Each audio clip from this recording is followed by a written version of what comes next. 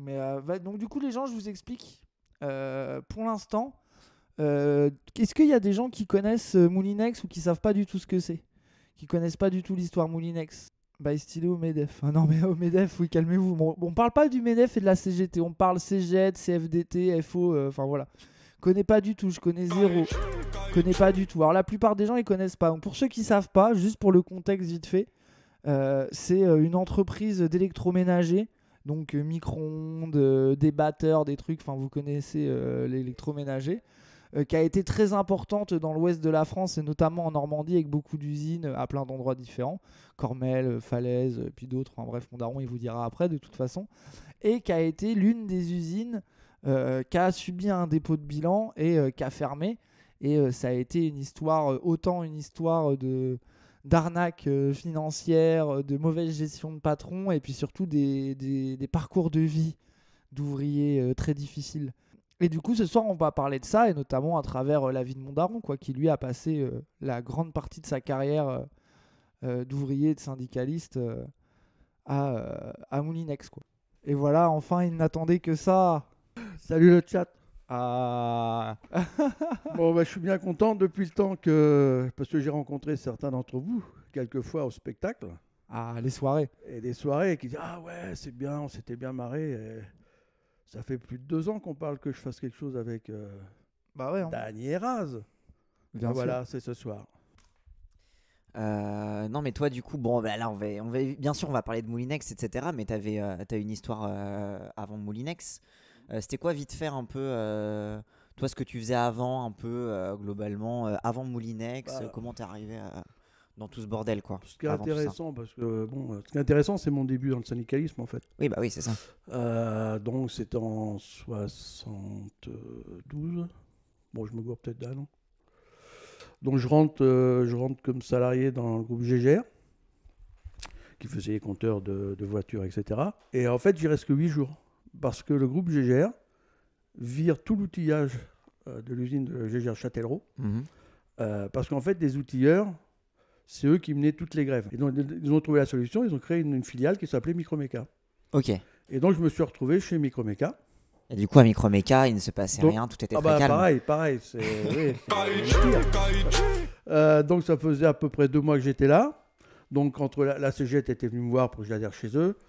Et la CFDT était venue me voir aussi. Il y avait 2 syndicats, en fait. Oula, alors attends, il y avait CGT, CFDT. Alors, chez Microméca. Chez Microméca. Comme par hasard, j'ai choisi la CFDT. Ah, alors attends, premier événement. Là, le chat risque de s'énerver. Parce que vous avez un ancien CFDTiste. Un vrai CFDT, mais attends. À l'époque, 72.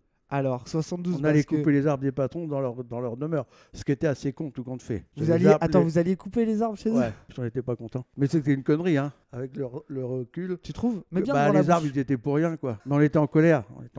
Et oui, vas-y. Alors, la vraie CFDT, parce qu'à l'époque, pour les gens qui savent pas, c'est que tu avais la CGT qui était en gros des stalls et la CFDT qui était des autogestionnaires. Bah oui. Et donc, Microméca, donc au bout de 2 mois, grève.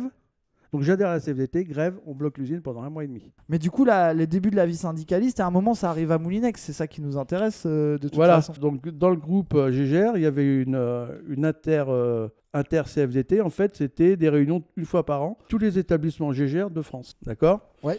Donc là, c'était à Caen, dans un château qui avait été donné à la CFDT. Et c'est là que j'ai rencontré ta mère. Il y avait un droit syndical chez GGR qui disait qu'on pouvait demander sa mutation.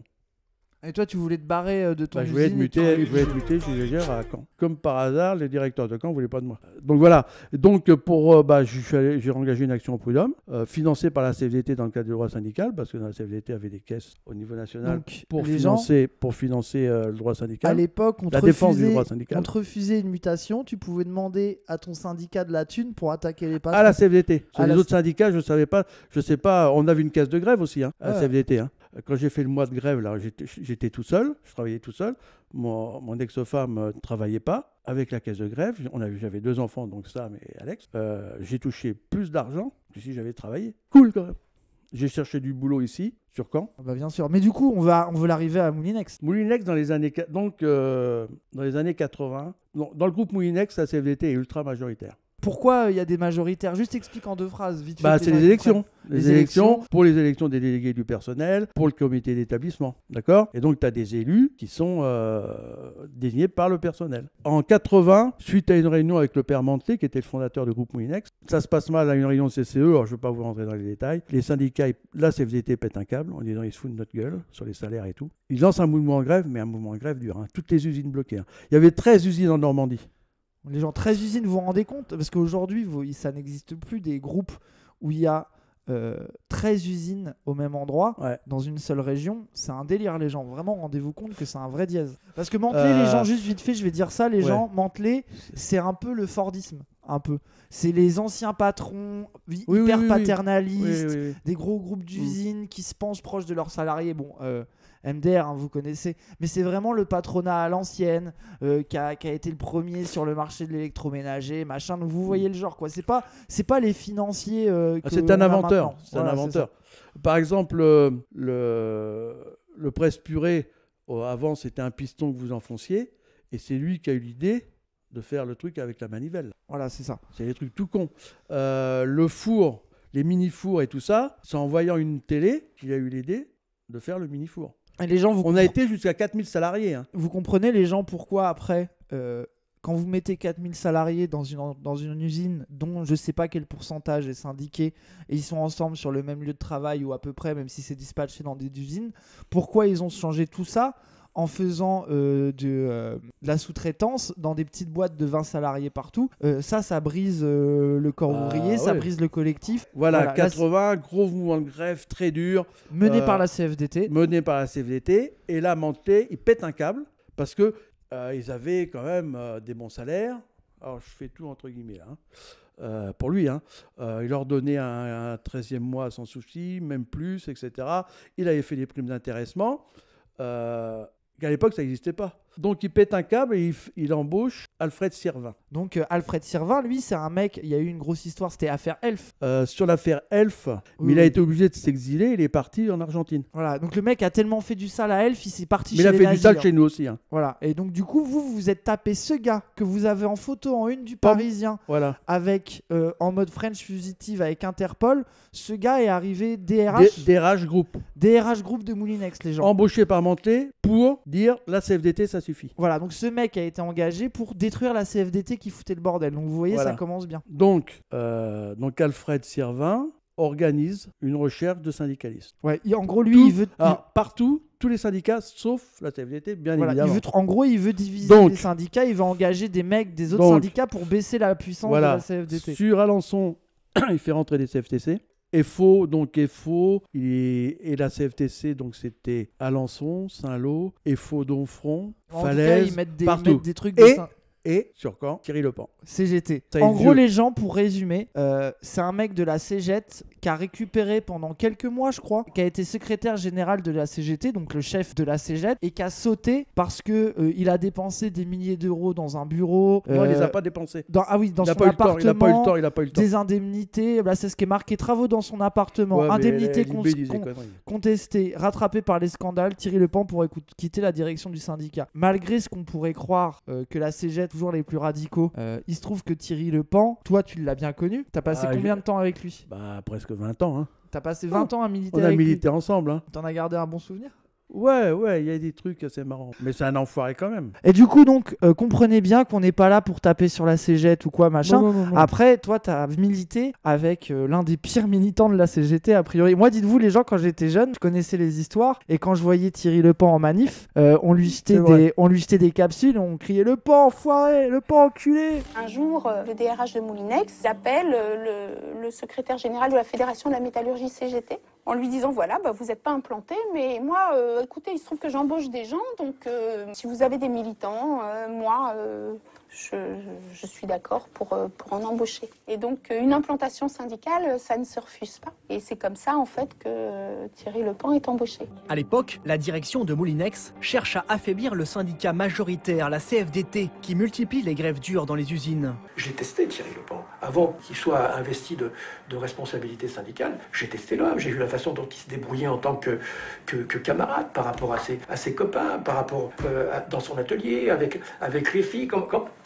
Je l'ai testé. Je voulais garçon qui soit bien sous tout rapport un partenaire fiable, leader et fiable. Dès son embauche, il a droit à une prime de 600 francs. Vous avez compris pourquoi on peut avoir quelques reproches à lui faire, quoi. Le PAN arrive à Moulinex par la CGT pour affaiblir la CFDT Oui. qui est trop puissante Bah, à FO et Moulinex. CFTC et tout ça. CGT aussi. Tous les syndicats en fait. Et donc la CFDT grogne, évidemment. Et je vous rappelle que moi je cherche à venir sur Caen. Hein. Donc, un an après, la CFDT fout tellement le bordel que le fameux DRH que vous avez vu tout à l'heure, Lehmann, fait un entretien d'embauche et je suis embauché. À Cormel. Toi, t'es embauché grâce à la CFDT. Non, enfin grâce à Thierry Lepant. S'il n'avait pas été embauché, la CFDT a utilisé ce levier pour dire c'est scandaleux, c'est anormal. Nous, on a un militant qui cherche du boulot, etc. On demande à ce que vous preniez... Quelqu'un de la CFDT Voilà. aussi. Donc en fait, Thierry Lepant, on lui fait des reproches. Bah en fait, c'est grâce à lui Oui, que t'as été mais il le embauché. savait, hein. Je lui disais toujours, hein. Je lui dis, tu sais très bien que j'étais embauché grâce à toi, donc il me regardait puis il souriait. Parce qu'il savait que c'était vrai. Comme il a testé Thierry Lepant, vous imaginez bien qu'il m'a testé aussi, hein. Il a fait pareil avec moi, hein. Si tu veux, j'ai fait ce qu'il fallait. Pas qu'il m'embauche. C'est-à-dire, Je savais où il voulait que j'aille. il faut que tu Donc sois j'y suis clair. allé, là. que j'étais un chantier syndicaliste, que la CFDT, on négocie beaucoup, qu'on signe beaucoup, qu'il n'y avait aucun souci, mais qu'on voulait garder quand même une certaine indépendance, voilà, mais qu'on était pour le dialogue. Tu as fait une partie de claquette. Ouais, Quoi. tout à fait. Tu sais, faut aussi les troller, les patrons. Hein. Tu sais, quand tu peux les, entre guillemets, baiser, faut le faire. Hein. Donc du coup, t'arrives à Donc il me l'usine, prend. mais t'arrives en tant que syndicaliste. Non, non, coopté. non. Non. Il me dit, je veux pas vous voir bouger pendant un an. Ah, donc ils t'ont négocié. Ça veut dire que il y a un CGTiste dans la boîte qui te dit faut Depuis un venir. an. Depuis un an. Parce que j'étais embauché le 16 janvier 84. Et du coup, toi, quand ils te ramènent, ils disent on vous prend. Vous êtes CFDT, on le sait très bien, mais pendant un an, vous faites pas le syndicaliste Ouais, casse-couille. faites rien Vous du ne tout. cassez pas les couilles en Ouais, échange. ouais. Et donc, du coup, t'es engagé à l'usine. Ouais. T'es CFDT. Au bout d'un Ouais. moment, tu peux militer. Le gars qui était venu venir de la CFDT, Robert Gallet, là, au bout de 4 mois, il vient me voir. Il me dit, on est prêt à t'accueillir à la CFDT. Alors je le regarde. Et toi, t'avais pas le droit, on rappelle aux gens, Ah non, t'avais faut que passé un accord, tu faisais rien pendant Il un n'y avait an. qu'un seul gars dans l'usine qui savait qui j'étais.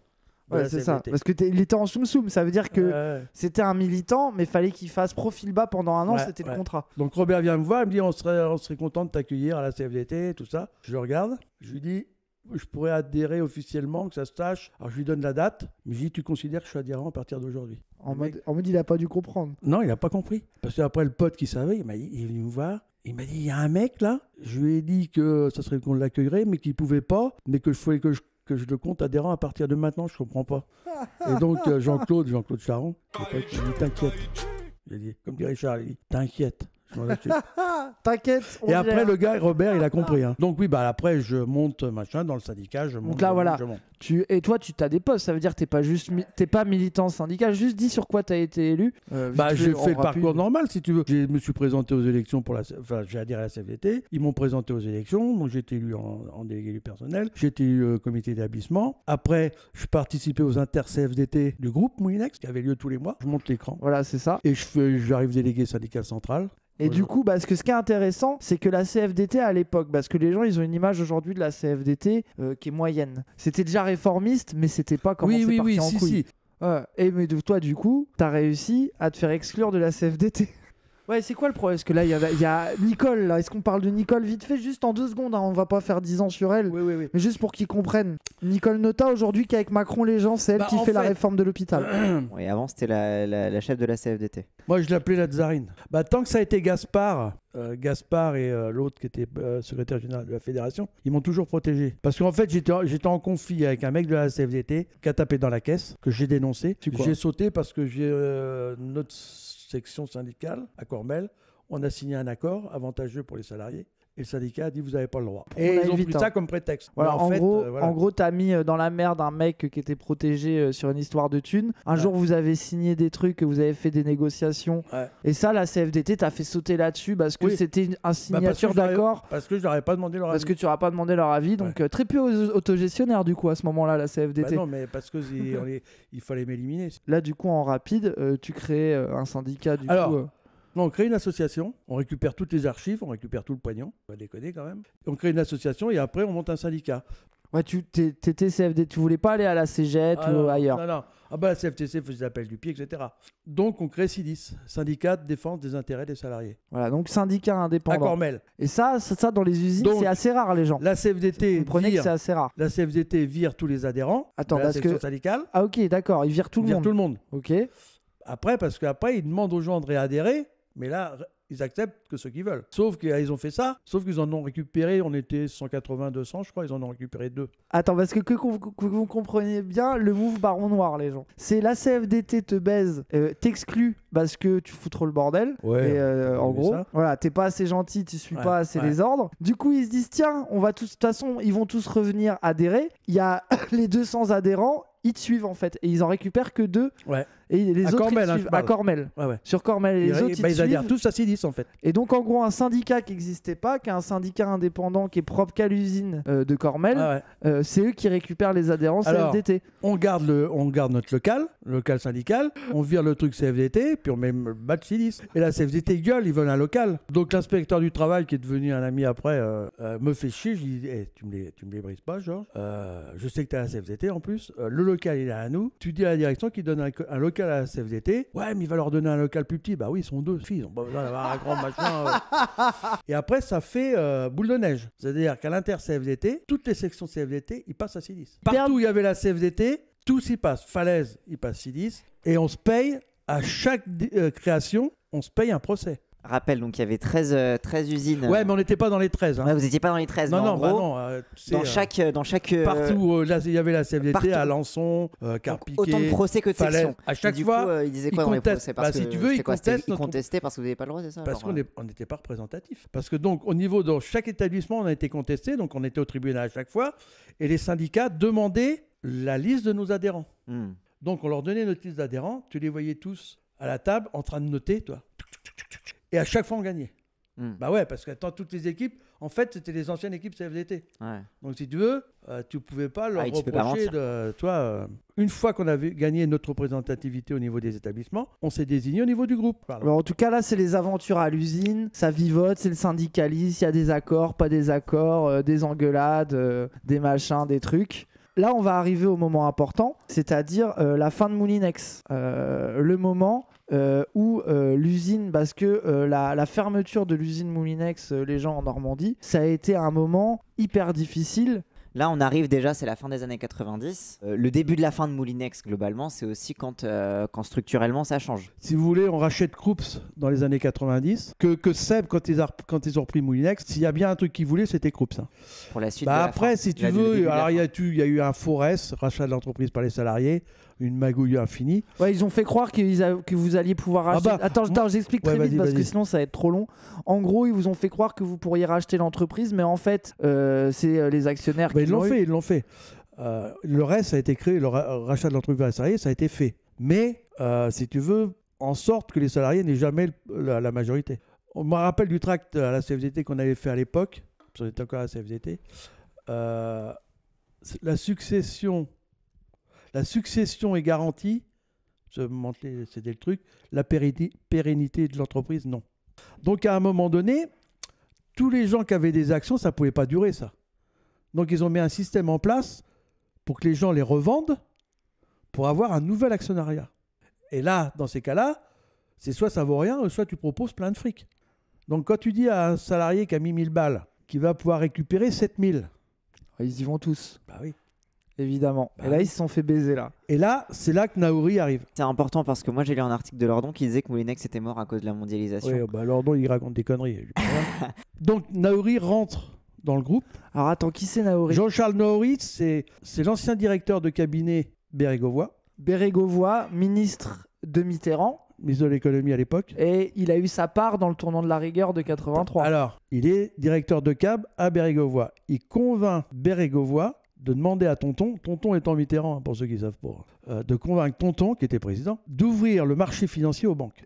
Et ce mec-là, après, se barre et profite Alors, de ça. Il quitte Béré, c'est là que c'est un génie, hein. Et il crée une société financière, Euris. Et Euris commence par acheter Casino, le groupe Casino. Et donc, il investit Moulinex pour justement rentrer en action, payer les actions racheter des parts de Moulinex. Ruffin a fait des super reportages sur lui, effectivement. Mais toi, t'as participé à des trucs. Bah oui, attends, avec François. Alors, il y a une vidéo qui Avec François, on a fait, quand il travaillait avec, pour ceux qui connaissent, Là-bas c'est J'y suis de Mermet, sur France Inter, l'anarchiste là. Donc avec François, on a dû faire 4 émissions où on a investi la bourse, on a investi les AG de casino, etc., qu'on a foutu le bordel. Et donc, la première assemblée générale de casino, donc on achète avec François, il faut qu'on aille foutre le bordel, avec Naori. Donc nous, parce qu'il avait été chez Moulinex. Pour les gérants de casino, les petits gérants, parce qu'ils étaient exploités. C'est de l'esclavagisme. Ouais, bien sûr. Dans les petits trucs casino. Ce papier que j'ai dans les mains, je lui donne à Naori à la tribune. Alors ça gueule, hein.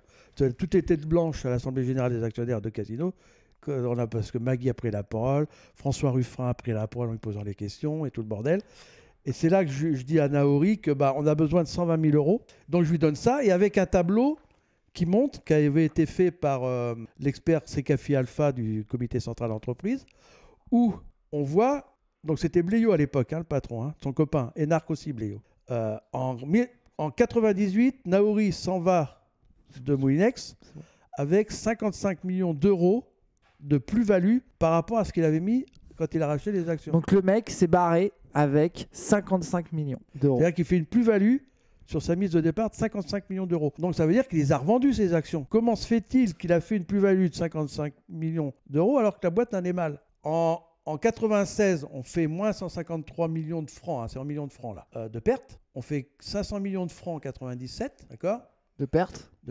En 98, quand Naori part, on fait 186 millions de bénéfices. Donc ce petit dans les 10 ans, c'est la seule fois où on fait des bénéfices. Pourquoi d'après vous ? La seule année où il y a des bénéfices, c'est le jour où le mec se barre. Et donc après, l'année d'après, 99, on fait moins 400 millions. 2000, 1617 millions. De pertes à chaque fois. Ouais. Donc on perd 2500 millions en cumul. Et là, on dépose le bilan. Voilà, dépôt de bilan. Et donc, je lui réclame, hein, la justice, je lui dis, la justice, ce n'est pas gratuit, alors nous avons besoin de 120 000 euros pour le financement de nos avocats. Votre participation financière pour la recherche de la vérité sur cette banqueroute serait un juste retour des choses. Il l'a lu. Hein. À l'époque, c'était la première fois. D'abord, il ne savait pas qui on était. Hein. Enfin, il a compris vite. Il l'a lu, il m'a regardé, il a dit quel con, il se fout pas de ma gueule celui-là. Donc du coup là, on va faire vite. Moulinex, donc il y a Bléo qui arrive, qui est pareil, un énarque qui gère ça comme un con. Bléo, pour vous situer le personnage, c'est aussi le PS. Hein. Enfin PS non, il est pire que les autres. Comme Michel Rocard, pour certains, c'est de l'histoire ça, il crée, rappelez-vous, le problème des financements des partis politiques. Il avait arrêté de se rappeler, mais on s'en fout, c'est pas grave. Mais il y avait plein de merde tout le temps, donc il crée une loi où il cadre le financement des partis politiques. Rocard le sauve parce qu'il fait la loi pour dire faut arrêter, on va cadrer. Hein, c'est là que on peut pas faire plus de dons pour les campagnes électorales. Parce que cet enfoiré de Bléo, en fait, il avait une gamelle au cul parce qu'il avait financé le Parti républicain et le PS. Ah bah tiens, c'est bien, il met de l'argent partout. Comme ça, t'es sûr de pas te tromper. Ah l'enfoiré. Ce gars-là, il arrive, PDG de Moulinex. Ouais. Gestion de merde, que des coups à la con. Ouais, un énarque quoi. Un énarque, par exemple, je l'explique vite fait parce que voilà, à un moment, il veut faire un pari qui va faire 500 millions de francs en URSS. Ouais. Il lui dit si tu les feras pas, ça marchera pas. Il y va quand même, bille en tête, ça rate. Il se retrouve baisé de 500 millions d'investissement. Oui, parce que comme il a pas provisionné le risque, il s'est retrouvé avec 500 millions dans les dents. Donc en gros, vous voyez tout le bordel quoi. Mais lui, il a même été les gens après mon ex Bléo, il a fait PSG. Ah il a été président du PSG, il a fait la SNCF aussi à un moment. Ouais, il a travaillé dans une filiale qui s'appelle Geodis. Voilà, vous voyez l'enfoiré. Bref, lui, il fait que de la merde. Il fait que de la merde à Moulinex. Ça se passe de plus en plus mal. À un moment, ils arrivent à le faire sauter. Il est remplacé par un gars. Patrick Puy. Mais en gros, parce que là, c'est le bordel. Pour que vous compreniez, les deux s'aiment pas. Patrick Puy, lui, c'est un polytechnicien. Et après s'être fait virer Bléo, il complote avec les banques. Ils sont avec lui. Il a les banques de son côté et il baise Moulinex en gros. Parce qu'il faut savoir que moi j'ai été au conseil d'administration de Moulinex longtemps, en tant que représentant de la CFDT à une époque et après de Sidis. Et après c'est une copine qui m'a remplacé. On avait le meilleur économiste de France dans le conseil d'administration. Ah bah tiens, le copain, les gens, quand je vous disais ça, donc ça c'est Bléo qui te fait venir. Ça vous allez connaître les gens. Donc vous voyez à Moulinex, il y a eu aussi Alain Minck, le meilleur économiste de France, c'était vachement efficace, qui, je peux vous le qui dire. disait on rappelle le diable, on rappelle et les gens ils y sont tous passés, hein. Ils y sont Attends, il y en a d'autres. tous passés. On rappelle juste avant la crise qui disait que le système était résilient, qu'il pouvait rien se passer. 2 mois, 1 mois ou 2 mois avant la crise, il dit ça à la télé, avant la grande crise des subprimes qu'on a connue je sais plus quelle année. Donc, vous voyez le tiers de génie qu'il y a eu dans le bordel, donc dans les CA, à la direction, machin, etc.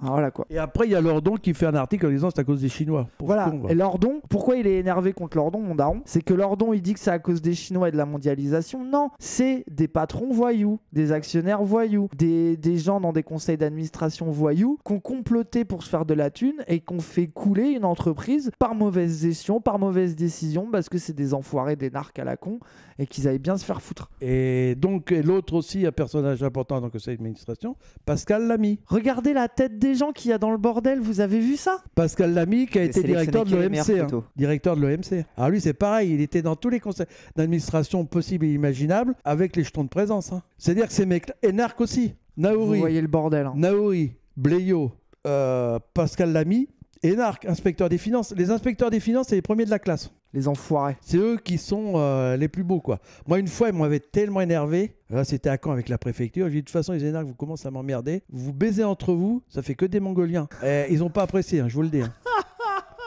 Ils ont dit, monsieur Jutan, ça va? Bah, je dis si, arrêtez de penser tous pareil, quoi. C'est ça que ça voulait dire, quoi. J'en veux plus. C'est réel. Mais en gros, du coup, donc tous ces gens-là, parce que qu'on aille vite, oui. ils passent en fait, à Moulinex. C'est tous les énarques, c'est copains de chez copains, c'est les banques derrière. Parce que après, j'ai fait une recherche, c'est parce que je me dis, putain, mais c'est quoi ce bordel? Et j'ai vu tous, ils étaient de près ou de loin, les banques, tout le pool bancaire qui était dans le conseil d'administration, parce qu'on avait le pool bancaire qui était dans le conseil d'administration. Ils étaient tous de près ou de loin en contact avec ces mecs-là. Donc en gros, il y a une alliance entre les banques et ces mecs-là. Ah oui. Ils ont coulé Moulinex pour se faire de la thune. Donc on va pas rentrer dans les détails. Ils n'ont pas coulé Moulinex pour faire de la thune. C'était baisé. Comment on fait? Le savaient. On tue les Italiens parce que en fait l'objectif, ce que les gens ne peuvent pas comprendre, c'est pourquoi ils auraient fait ça, c'est que l'entreprise Brandt, les frigos, oui, mais t'inquiète, n'étaient pas cotés en bourse. Donc le moyen qu'ils ont trouvé, ils sont rentrés dans le capital de Moulinex petit à petit. Et à un moment donné, ils ont tellement pesé qu'ils ont dit, maintenant, c'est nous qui commandons. Et c'est là que Bleyo, il a essayé de lutter contre ça. Quand Bleyo, il a vu qu'il ne pourrait pas empêcher les Italiens de venir, il a viré sa casquette et il a défendu les actionnaires. Et il a baisé Patrick Puy. Il a plombé les comptes et tout le bordel. Ils ont réussi à tous se faire de la finance, quoi. C'est la finance. On est baisé, comment on s'en sort? Voilà. Donc on tue Moulinex. Donc dans des histoires de rachat, voilà. On soutient Seb. Donc ça a été repris. Et c'est là que je peux revenir sur Christian Pierret, que vous avez dû voir tout à l'heure.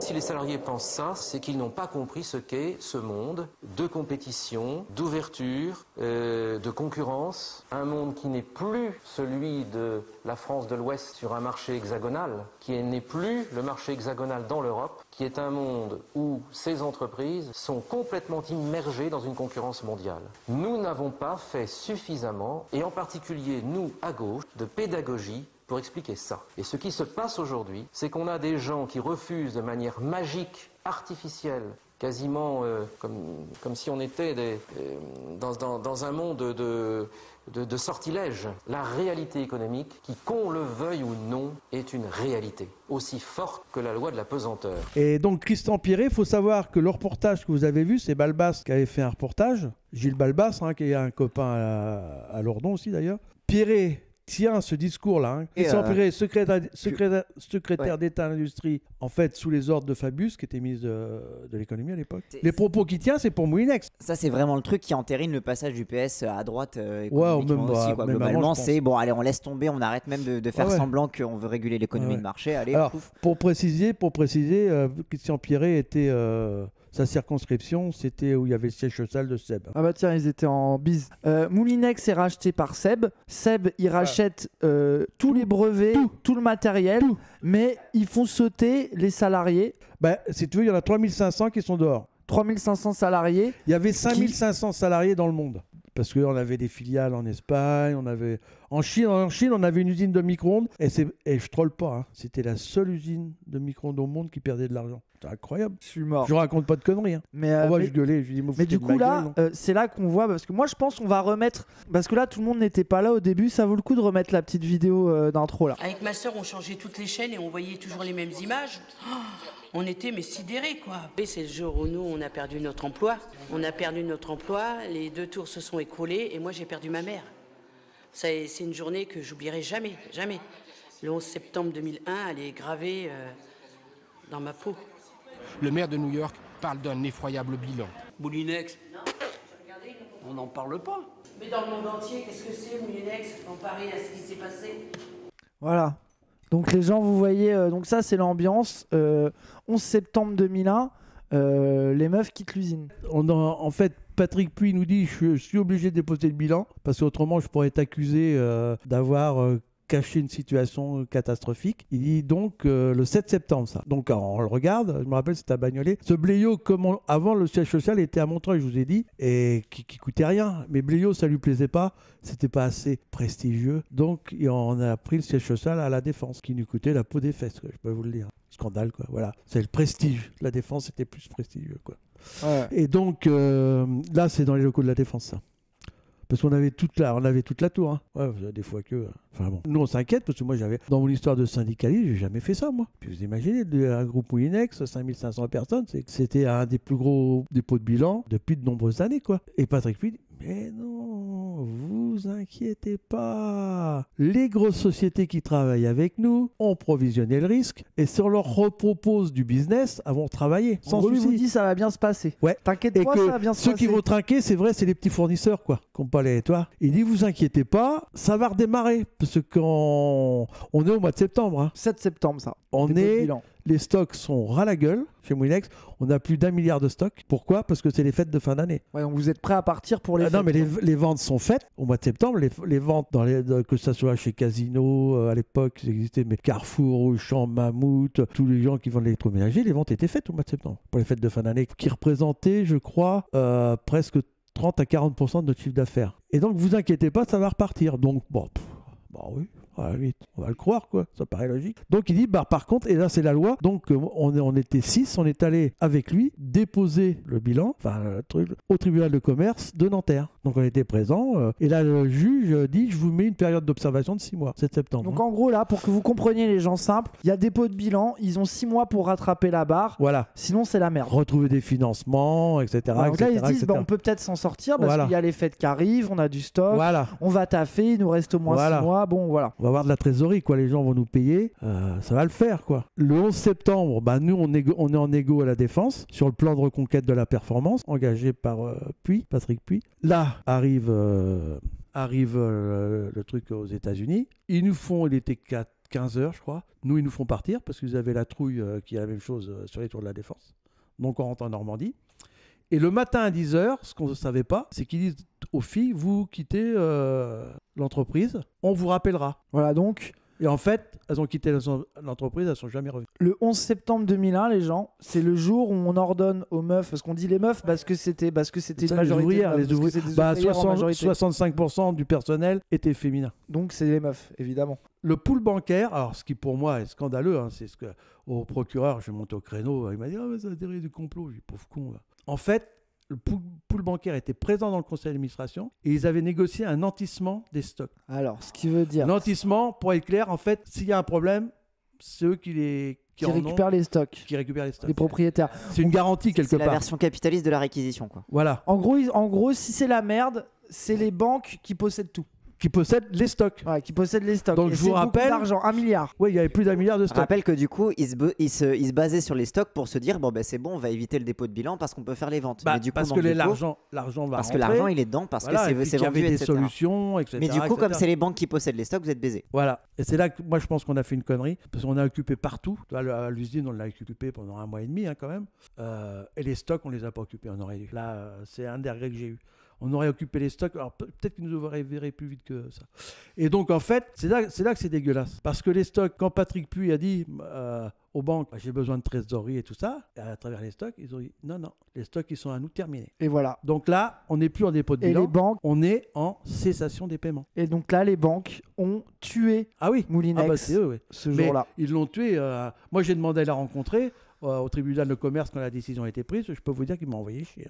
Non, on ne veut pas vous voir. Par contre, le directeur juridique de Moulinex Group, qui savait que j'avais été porté plainte à la barrière financière, il voulait me rencontrer. Je lui ai dit, vous rigolez, non? Vous croyez que je vais vous expliquer les gamelles que vous avez au cul? Le mec, il faisait la gueule. Et donc là, pof, cessation des paiements, baiser. Donc là, hop, mise en branle d'un processus de proposition de rachat de Moulinex. Donc là, repreneur. Donc Seb. Bon, pour aller très vite, Seb, ils vont juste, comme on a dit, ils vont juste racheter les brevets, le matériel, et ils vont virer 3500 personnes. Ouais, enfin non, ils reprennent pas. C'est pas eux qui virent. Ils ne reprennent pas. Oui, ils reprennent pas, oui, voilà, ça veut dire la même chose. Sauf les 240 délégués syndicaux. Voilà. Et là, du coup, vous rentrez en lutte. Ouais. Donc comment ça se passe? Parce que là, quel effet ça a sur les gens? Les gens, c'est la fin de leur vie. Là, c'est le 11 septembre 2001. Eux, ils peuvent pas retourner à l'usine. Il y en a qui pètent des câbles. C'est pas simple, quoi. C'est pas simple. T'en as qui retrouvent du boulot. T'as des pré-retraites qui sont mises en place. On a l'accord de l'amiante parce que on avait une particularité dans les usines. On a été un établissement reconnu ayant utilisé l'amiante. Quand on arrive à ce point, pourquoi pas utiliser ton expérience pour trouver un autre genre? Alors, faut comprendre que les délégués syndicaux, ils sont blacklistés. Jamais ils retrouveront de travail. Ça, je peux vous raconter. Mes passages pour être embauché. Bon, oui, de toute façon. Et puis, pour résumer. Moi, j'étais pas tous les jours, au moins une fois par semaine. Tu faisais que militer de toute façon. Ouais, puis j'étais une fois par semaine à France 3 en direct et le machin, quoi. C'est mort. Il y a des gens, j'allais faire mes courses chez Leclerc, ils venaient me causer. Et au final, c'est des énarques grands patrons qui ont coulé une des plus grosses entreprises françaises par incompétence, orgueil. Et après, on dit ouin, c'est la faute des Chinois. Exactement, Bouli 15-15. Voilà. C'est ça le scandale de l'analyse qu'ont fait les gauche-pattes à la con. En gros, vu qu'à l'époque, par exemple, Lordon, qui a un grand penseur, pas de problème, mais lui, dans son agenda, lui, il voulait gueuler sur la mondialisation. Il voulait gueuler là-dessus, c'était son angle. Et en fait, ils ont sous-coté le fait qu'il y a des hommes qui ont été des voyous. En fait, il y a eu un hasard d'agenda. C'est qu'en fait, quand Moulinex, là, les années 90, ça a commencé à aller mal, etc., c'est le moment où il y a toute la rentrée en action, etc., les mains, machin truc qui rentrent dans le capital, mais c'est aussi le moment de la crise de 97. Donc du coup, Lordon, lui, il le lie à la crise de 97, au lieu de le lier au fait que c'est aussi le contexte de financiarisation de l'économie, où du coup, t'as ces gens-là qui rentrent dans le capital et qui font de la merde. Non mais oui, c'est contingent les deux. Mais en fait, je parle dans l'expression publique de l'époque, les gens ont beaucoup parlé de l'mondialisation qui est réelle, qui a eu aussi des effets sur Moulinex, faut pas faire genre, mais ils ont sous-coté les mauvaises gestions et les magouilles des patrons et des conseils d'administration des actionnaires, ils en ont beaucoup moins parlé, c'est ça qu'on veut dire, quoi. Voilà. Bref. Alors je reprendrai ce que j'ai dit, mais pour vous donner un exemple, parce qu'on a reçu, nous, le comité central, à la Défense, tous les repreneurs. Il y a le directeur industriel de chez Seb qui vient.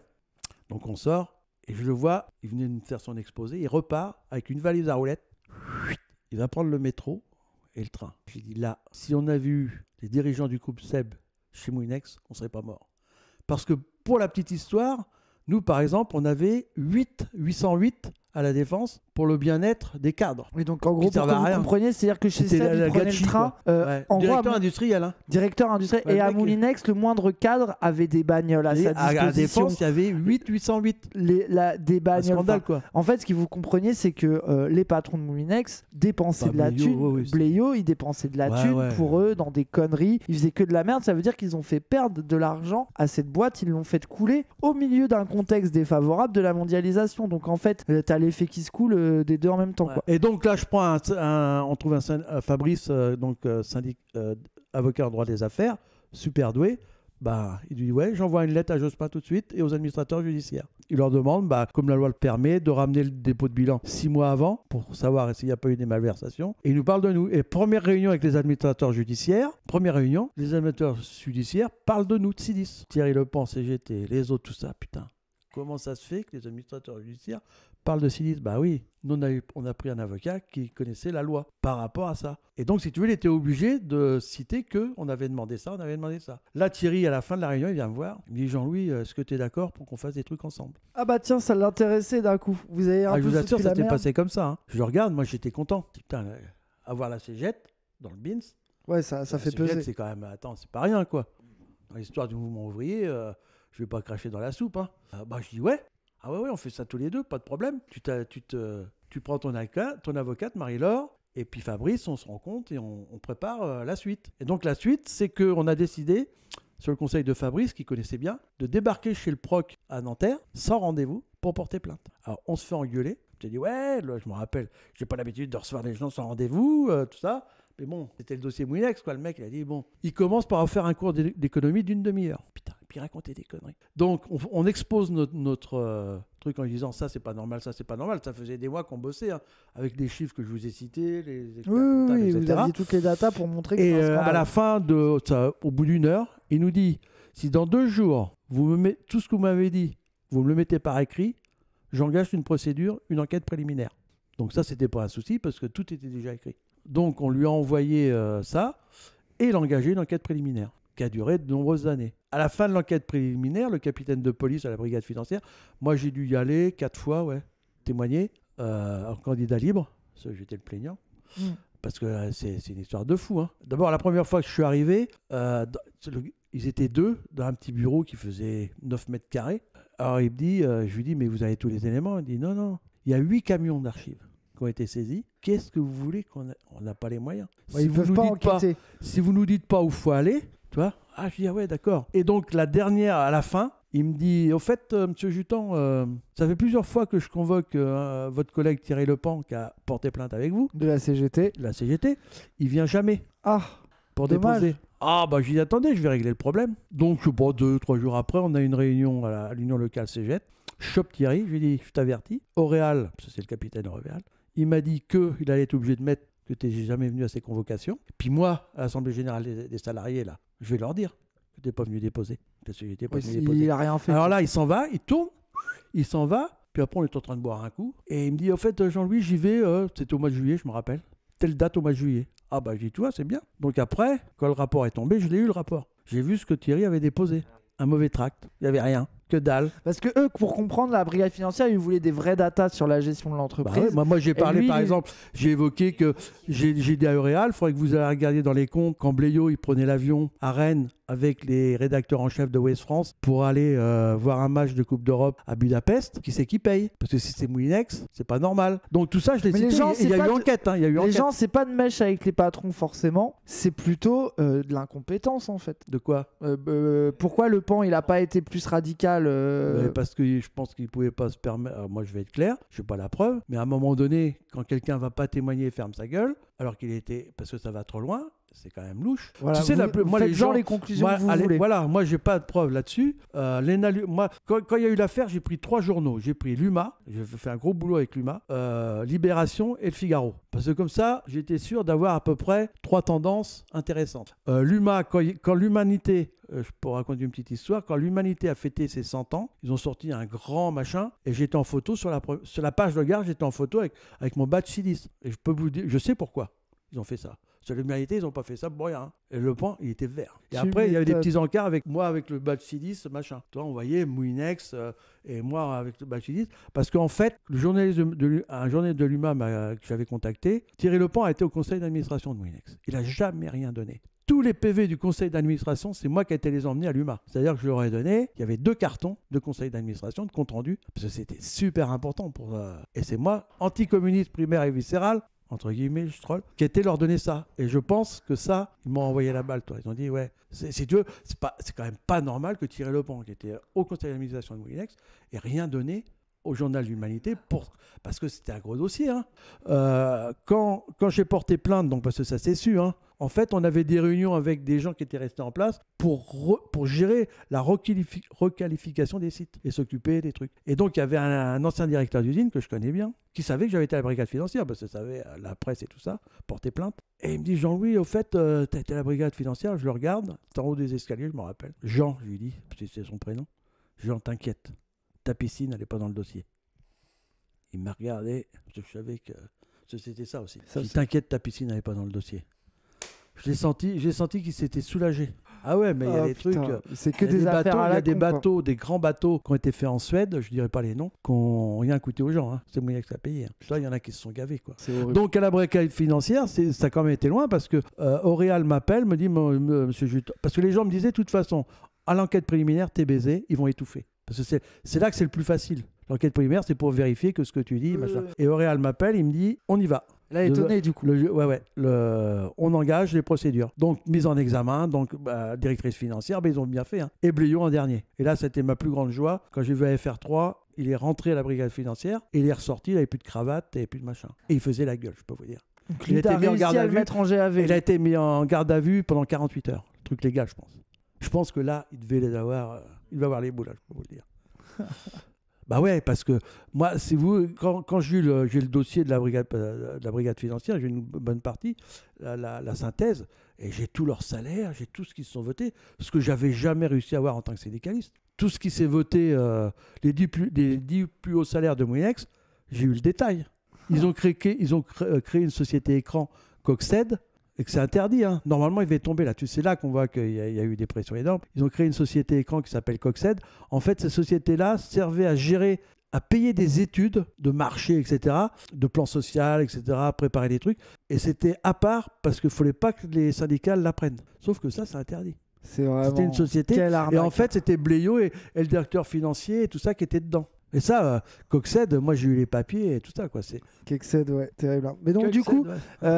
qu'est-ce que vous avez fait comme action Ah, bah il y a un petit... Ouais, alors on négocie. Donc on négocie au CCE.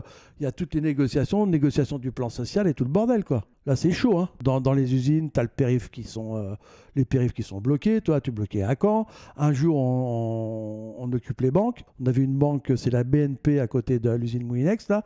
On débarque à combien 20 dans le... Ah, et nous, et la CGT, avec Sidi, c'est la CGT de toute façon. La CFDT, on ne les voyait plus jamais. On débarque dans la banque, on occupe. Hein. On vire les gens et tout. Hein, je veux te dire. Le directeur qui vient, c'est le mec qui venait d'être nommé. Je me rappelle encore. Il venait d'être nommé, le mec. Il dit, je viens de Marseille. Même à Marseille, on m'a pas fait ça. J'étais plié. Enfin, au bout de 2, on dormait sur place. Le 3e jour, il y a c'était les gardes mobiles, je crois, la gendarmerie. En fait, ils avaient une entrée par les coffres. Ils en avaient bloqué les portes et tout. Ils avaient une entrée qu'on ne savait pas, nous. Ils sont arrivés par on ne sait où, on les a vus débarquer. Oh là putain, là on est mal. Donc là ils nous ont sortis, toi. Ils ont dû dire ça commence à bien faire, quoi. Tu vois, on faisait toutes les actions possibles contre les banques parce qu'on considérait qu'ils étaient la cause de nos problèmes, de ne pas avoir l'alentissement des stocks, etc. Alors, nous on occupait, nous on pouvait rentrer, sortir, on faisait des barbecues devant. À Alençon, par contre, alors, je ne sais plus quelle banque ils avaient occupé, eux par contre, ils ne pouvaient pas sortir, pas de flotte, rien. Hein. Les flics les empêchaient de sortir. Hein. Ah ouais. Ah ouais. À Alençon, c'était plus chaud. Hein. Donc c'était tout genre d'action qu'on faisait avec les manifs à Paris, enfin le truc habituel, quoi. On s'est battu. Donc on est en égo à la Défense, les administrateurs. Alors donc il y avait Jospin à nommer un délégué interministériel. Rappelle les gens, hein, c'est Jospin qui est Premier ministre à l'époque. Ça veut dire que tout ce scandale-là, ça se passe sous le regard et l'inaction Jospin, du Pierret, pouvoir socialiste. Ah oui, complètement.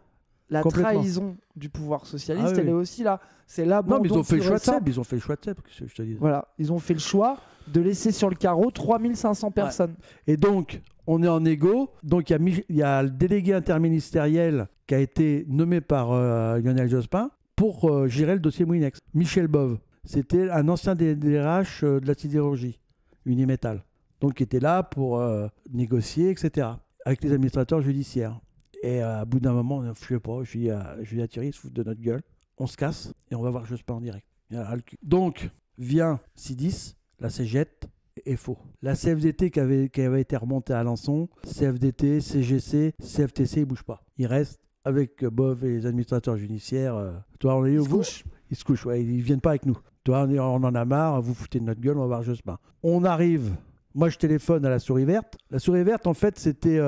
elle qui gérait, qui travaille chez Jospin, qui a été élue à Lisieux, Clotilde Walter, ceux qui veulent faire des recherches. Alors, j'appelle la Souris Verte parce qu'elle était toujours habillée en vert. Donc on arrive au ministère, là, du Premier ministre, bloqué, et le mec il dit non, Jospin ne vous reçoit pas. Et on arrive, il n'y avait pas loin, hein, boulevard Saint-Germain, c'est juste à côté. On arrive, on était 15, hein. On arrive boulevard Saint-Germain, putain, on voit les bagnoles de police avec les gyrophares qui bloquent dans le fond, le boulevard Saint-Germain. avec Thierry, on dit putain, on bloque à 15. Donc on se met à 15. Là, on ne pouvait pas se mettre en rang. 15 comme ça, on bloque tout le boulevard Saint-Germain. Ça a duré 1 heure. T'avais le mec avec son talkie-walkie qui était là, ça devait être un flic, toi, talkie-walkie. À un moment donné, je pense, il y en a un qui a dû lui poser la question, mais ils sont combien? L'autre, il allait dire, bah, ils sont 15. L'autre, il allait dire, foutez de ma gueule. Et la télé était avec nous, parce que FR3 nous suivait partout. Donc, ils filment, et on se fait dégager. On a bouclé le boulevard Saint-Germain pendant 1 heure, quand même. Je sais pas, à 15, c'est fou faire. Hein. On se fait dégager par les flics, hein. Puis c'était chaud. Hein. Ah ouais, il y a Thierry, à un moment donné, je voyais, il allait en aligner un. J'ai dit, arrête tes conneries, parce qu'ils attendent que ça pour nous foutre une branlée, et ça sert à rien, quoi. Toi, les mecs, les petits jeunes, ils attendaient que ça nous en mettre. Hein. Ah bah, plein la tronche. Hein. Donc, ils nous dégagent, mais c'est filmé, FR3. Donc, on s'en va, on rentre. On dit, on va rentrer, quoi. On rentre dans le métro, puis les mecs nous suivaient, toi. Donc, ils rentrent avec nous, et je dis, on dit, à la prochaine station, on va les faire chier, on descend tous. La station s'arrête, on descend tous, les mecs n'avaient pas vu. Et on leur fait coucou, les mecs ils ont dû dire putain ils reviennent. Mais non, mais en fait on rentrait. Hein. C'était pour les faire chier, quoi. C'est pour les petites histoires rigolotes, faut bien rigoler. La mère qui dit c'est pas grand chose, 15 pour le boulevard. À 15, tu te mets bout à bout, tu fais tout le boulevard. Donc c'est vraiment, il y avait une ligne de gens comme ça, c'était rien. Le dernier jour où l'accord de fin de conflit a été signé, le 23 novembre, je crois si je ne me gourre pas, on avait négocié avec les administrateurs. Il y avait tous les nouveaux micro-ondes qui n'avaient pas été mis encore sur le marché. Il y avait un stock important. On leur dit, les administrateurs, nous, on souhaite que tous les gens qui ont occupé puissent avoir un micro-ondes qu'on le distribue. Est-ce que vous êtes d'accord? Ouais, ils nous ont dit oui. Donc le soir de fin de conflit, il y a eu un repas, je vais en revenir après. Hein. Il y a eu un repas, les gens dansaient. Nous, on est avec Thierry, on a signé l'accord sur Paris, on est rentré, il était 11h30. Mais à la fin du repas, on a distribué les micro-ondes à tous les gens qui étaient là, qui avait occupé l'usine pendant 1 mois et demi. Tout neuf. D'ailleurs, je crois que ta sœur en a eu un, elle l'avait encore, qui marchait encore. Et même les journalistes, j'ai des journalistes qui étaient là, toi, prenez-en, quoi. Et donc, voilà, on a fait cette distribution, puis il y a eu plein de choses comme ça qu'on a obtenues. Par exemple, à l'association, à Pique & Mix, qu'on avait créé, tous les bureaux, tout ça, c'est tous les bureaux du... Alors, en plus, je pense qu'ils veulent assez cher parce que ça doit être des bureaux, tu sais comment on dit, tu sais... Oui, Art déco, voilà. Tu sais, mon bureau, tout ça, tous les sièges. Là. C'était sympa. Donc là, une belle photo. Est-ce que ça vous cause? Pas un petit problème dans la photo, là? Bah ouais. Là... Qu'est-ce qui va pas? Cherchez l'erreur. T'as un badge CGT... T'as un badge CGT et on a le fameux Le Pan. Le badge C10. Avec le badge C10. Incroyable. Vous aviez l'air de bien vous amuser là, mais ça faisait la fête quand même en fait. Bah oui, ça c'est le fin de conflit. On vient avec Thierry là, nous on n'a pas mangé. Hein. On vient d'arriver de Paris là. On a signé l'accord de fin de conflit. En fait, ça se pratique partout. L'accord de fin de conflit, c'est l'accord où en fait tout ce qui peut être répréhensible qui a été fait avant cette date-là est retiré. Donc en gros, toutes les conneries que vous avez pu faire un peu illégales, ils vous les pardonnent. Ouais. Bah ouais, parce qu'on en a fait quand même des conneries. Bon, la soirée, t'es avec Le Pan, vous faites les cons, vous vous échangez. Bah non, mais on boit des coups, etc. Les gens récupèrent les micro-ondes. Après, si tu veux, on sort de fin de conflit, quoi. Donc, moi, je récupère le badge CGT. Alors les gens, tout autour, c'est des militants. Hein. Ils voient ça, ils s'attendaient pas à ça, quoi. C'était la fin, voilà. Ça faisait la fête. On rentre de les micro-ondes, on revient, et il y a une nana qui arrive, ex-CFDT, qui était assise d'ailleurs, avec une bouteille de vin, Bordeaux. Une petite bouteille de vin? Une bouteille de vin, à l'époque, je savais pas. Puis elle me le montre. Putain, je regarde, t'as pris ça où? Puis on avait des tambales en plastique, toi. Je dis, ah non. Parce que c'était du bon vin. Attends, mais on va y venir, t'inquiète. Je dis, moi, je bois pas ça dans les tambales en plastique. Hein. On se démerde. Thierry, faut des verres à pied, quoi. Donc on a été démerdés de chercher des verres à pied. Et en fait, c'était, je me rappelle ce que c'est, je pense que c'était à Margot. Je dis, mais t'as eu ça où? Bah, on a récupéré ça dans la cave du resto. Ah bon? Ouais, tu sais, la Gréromire. La Gréromire était le gérant de tous les restaurants de Moulinex. Il faisait 5000 repas jour à une époque. Hein. Une grosse cantine, bon. Oui, ouais. Et donc, il y avait du vin. Ah, j'ai dit, ah bon? Bah ouais, mais on en a déjà bu, tu sais. J'ai dit, putain, vous êtes des enfoirés, vous nous avez jamais dit, toi. Mais moi, je commençais à être bien. Hein. Je dis à Brigitte, parce que c'est Brigitte, je dis, on y va. Ouais, mais on peut pas. Ils ont tout cadenassé. Ah bon? Je dis, t'inquiète.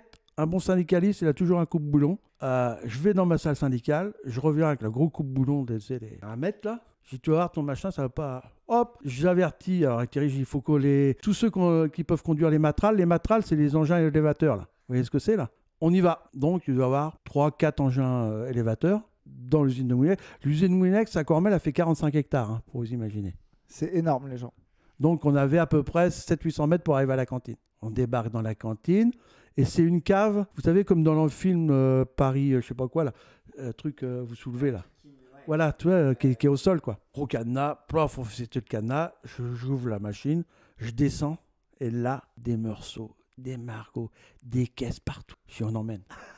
Donc là, les gens, c'est la cave des patrons. Hein. Bah, c'est la cave qui servait au restaurant pour les cadres. Voilà, la cave des cadres. Voilà. Auquel personne n'avait accès. On vide. Et hop, donc des matrales, c'est des caisses en bois de 12, là, des châteaux Margaux, des morceaux.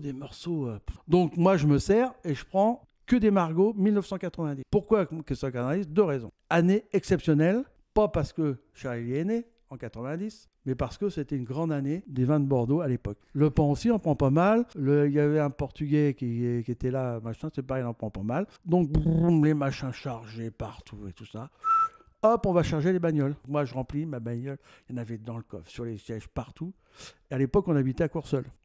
Les gardiens, une société de gardiennage qui était là, je dis aux gardiens, alors c'est une société de gardiennage qui était payée par les administrateurs pour garder l'usine, machin. Je leur dis, on était au mois de novembre. Je dis aux gars, prenez une caisse, parce que là, vous ne retrouverez jamais ça. Les mecs, ils me regardent, vous croyez oui. Prenez une caisse et mettez ça dans votre voiture. Le chef des gardiens, c'est qui est un peu, tu vois. Mais les mecs, ils le font. Je rentre à Courseulles, j'arrive à la maison à Courseulles, je me fais engueuler par ta mère, parce qu'elle avait vu FR3 que tout le monde faisait la fête et tout ça, elle ne comprenait pas. Et je descends toutes les caisses de pinard. Elle commence à blanchir, elle dit c'est quoi tout ça ? Je lui dis t'inquiète. Et j'y retourne. Elle dit non, t'y retournes pas. Je dis si, j'y retourne.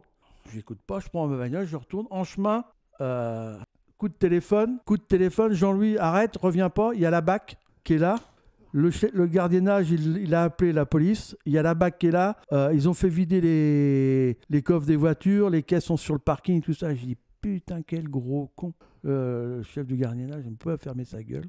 Donc, je m'arrête. Parce que je n'allais pas quand même me mettre dans les trucs. Je fais marche en arrière. Donc, je rentre à Courseulles. Je me couche. Francine, super inquiète de ce qui va se passer. Elle me dit, on peut pas garder ça chez nous. Et je dis, faut qu'on aille dans la Manche. Donc, remplis la bagnole et on va dans la Manche pour mettre ça chez la mère à Francine. C'est ma grand-mère. C'est sa grand-mère. Et, donc, ça fait du bruit. Les mecs de la CGT viennent me voir. Ouais, Jean-Louis, on veut du vin. Je dis, écoute, tu sais ce que tu fais ? Hein, tu vas voir Thierry. Hein. Ouais, mais il nous en a pas donné. Je dis, tu te démerdes avec lui. Hein. Tu vois, ils reviennent 2 jours après, il a dit qu'il a tout rendu. Je dis oui, c'est ça, si tu le crois, c'est bien. Et Michel Bove, le RH, m'appelle. Il me dit, monsieur Juton, il rigolait. Hein. Qu'est-ce que vous avez fait, tout ça ? Je dis, ce qu'on devait faire, quoi. Il dit, vous vous rendez compte, dans la sidérurgie, ils m'ont même pas fait ça. Je dis oui, mais ils n'avaient peut-être pas de cave remplie avec du Margaux. Hein. Tu vois ? Bon, puis ça se termine là, quoi. Ils voulaient savoir. Comme c'était moi et Le Pan, ça n'a pas bougé. Hein. Le mec de la société de gardiennage, il voulait plus garder l'usine. Parce qu'il dit, ça sert à rien, quoi. Les mecs, ils piquent du pinard et tout ça, les mecs, ils ont rien. 4 jours après, réunion à la préfecture avec le préfet. Donc, tous les protagonistes, pour X raison. Le préfet attaque d'entrée en disant, ouais, c'est pas normal. Il y a des gens, il sait que c'était nous, hein. Il y a des gens qui ont cambriolé l'usine, des caisses de vin de manière importante, etc. La société, je ne me rappelle plus de son nom, veut plus assurer le gardiennage de l'usine parce que machin, etc. J'ai mon pote Lucien qui est à côté de moi, le C10, et il me dit, celui-là a toujours le fin mot, il dit au préfet qu'il gueule parce qu'il n'en a pas. Et je lui dis, non, arrête tes conneries, attends, il va mal le prendre le préfet, hein, tu vois. Je dis non, je dis pas ça, toi. Mais sérieux, Lulu, hein, il était. Ouais, dis-lui qu'il gueule parce qu'il n'en a pas eu. Donc, ça fait le tour. Thierry ferme sa gueule. Ça arrive à moi. Je dis, monsieur le préfet, il faut que je vous explique quelque chose. Le restaurant, ça fait partie des œuvres sociales. Donc, il y a 2 possibilités. Soit le comité d'établissement en demande la gestion et c'est lui qui gère le restaurant, ou il le laisse gérer par l'entreprise. Mais c'est toujours des œuvres sociales. C'est dans le budget de Moulinex, c'est financé par le budget des œuvres sociales. Donc, le vin, il est à nous. Ni une ni deux, j'appelle les administrateurs. Et je dis aux administrateurs, je vous envoie un courrier, mais c'est à nous. Alors, je leur explique ce que vous expliquez. Donc, ça nous appartient. Je vous demande à ce que vous les mettiez en vente et que vous nous reversiez l'argent. j'ai envoyé un courrier officiel. Hein. Donc, ils ont mis tout le pinard en vente à Drouot, aux enchères, et ils ont reversé aux syndicats en fonction de leur poids aux élections. Donc, nous, on a retouché partie du pinard. Bingo. Donc là, si vous voulez, c'est... il y a des gens qui ne comprenaient pas, mais ceux qui ne comprenaient pas, c'est surtout ceux qui n'en avaient pas eu, quoi. Mais c'est là que ça prouve quoi? C'est qu'à un moment donné, faut pas non plus se laisser par les gens bien pensants, les bourgeois où on n'a aucun droit. À un moment donné, on a les droits qu'on prend. Et si on n'avait pas fait ça, ben en fait, ce soir, on ne boirait pas un Margot. Et il y a plein de copains qui n'auraient pas vu de Margot parce qu'ils n'avaient pas les moyens de se payer. Donc, est-ce que vous avez bien vu l'année? Regardez-moi ça, le chat. La réquisition ouvrière, les gens. Vous devez voir, c'est 1990, Margot, Château Kirouane. Non, on les a finis, ceux-là. On prend des risques. Hein. Il a 32 ans. Hein. Il est vieux. Hein. À la haute, le chat. Santé, le chat. et le chat, c'est vrai, quand je dis vous le méritez parce que grâce à vous, vous avez des gens qui peuvent faire quelque chose qui leur plaît, faire vivre d'autres personnes, comme Dany Heraz de chez Dany Heraz, Cassandre, tous ces gens-là, Wendo, l'autre fois, ils ont donné un coup de main. Je veux dire, c'est quand même grâce à vous si ces gens-là existent et que vous leur permettez de faire ce qu'ils font. À la vôtre. À la vôtre, le chat. Le vin des patrons.